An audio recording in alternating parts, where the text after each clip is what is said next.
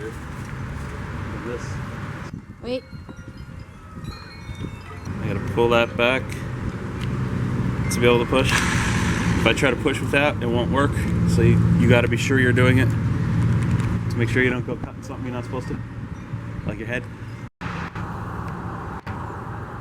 Ready.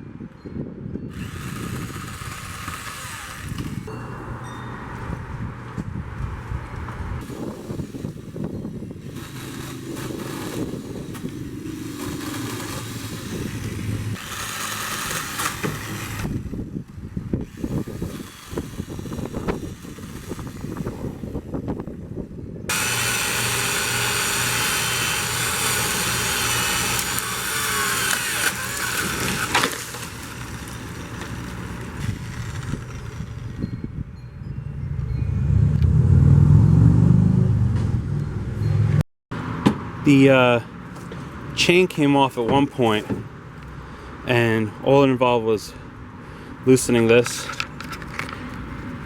which I actually was able to do at hand. This comes off. It's hard to do with one hand because it's catching the threads. Come here, there.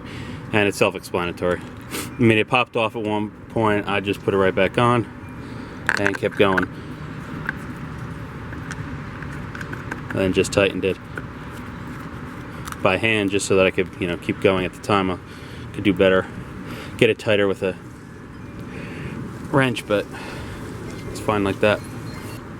I think for $99 at Home Depot, I took down a lot with it, cleared out all the branches that were hanging over this carport area. I mean, it's pretty good. I mean, there's a lot that came down in a matter of 20 minutes, half hour, if that.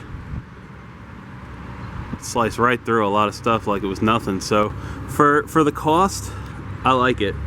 I can see how, it's not a real chainsaw, and it's not, something a contractor or whatever would want to even go near.